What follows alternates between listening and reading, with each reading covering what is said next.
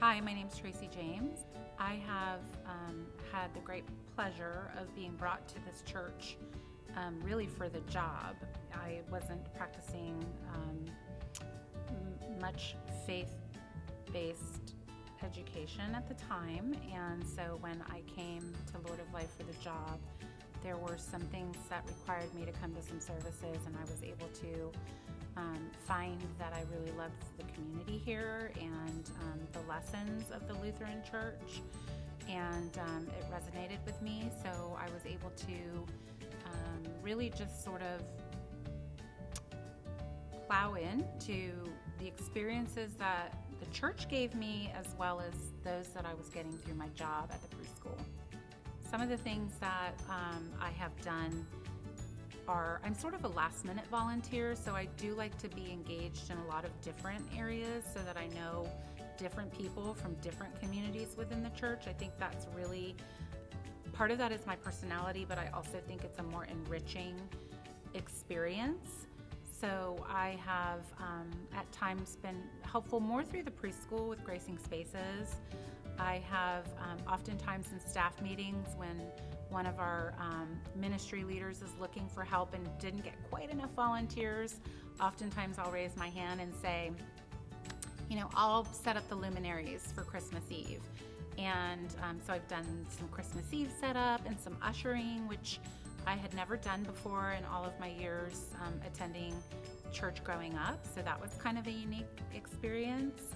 I have been very, very involved in the youth ministry here at the church. I really feel like I've tried to have a versatile experience. I actually even worked in the kitchen for a year on Sunday mornings. Really just pretty much anything that anybody needed, I like to say I'll give it a try, because you don't have to commit yourself to something forever. I think it's important to really try different things and find out what you like. So the really cool thing about being involved in kind of a little bit of everything, like a little sprinkle of everything at the church, not everything, but quite a bit, has been that I have been able to understand the versatility of people and of the needs of the church and the community. I think that's super important. Before being involved in this way, I would never have realized how much the church depends on its members to form communities, to get the work of God done.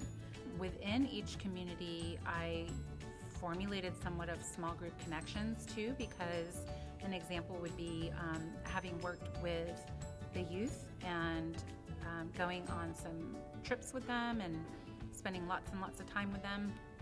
Over time, even though I've remained consistent, there have been different volunteers that have stepped up or had to step away. And so the expansion of people that I get to know just through that experience of different volunteers coming in. So I'm not just dealing with, the leaders of that ministry. I'm not just working with Kenny or Cynthia Saunders and myself, but all the other parent volunteers that are stepping in and all of the children that are part of that are different small groups in and of themselves. And then I have found special relationships with some of those kids, which sort of translated even into another small group, because sometimes those kids are getting together and coming over to my house to visit with Kate, my daughter. So it's really amazing how just getting into one experience here at the church really can lead to such a huge expansion of many little small groups. I think all of us experience loneliness in our lives. I think that's super normal. And one of the things that I want to encourage you to do and think about is that by being involved in the church community or in the small group communities, you will receive that feeling of love. Like I had said, the connection that I felt with God and my faith has become much stronger and has made me feel so much more loved as a child of God. But also then the communities that I've been a part of have fed that as well. The church is really here to feed you and to feed your soul.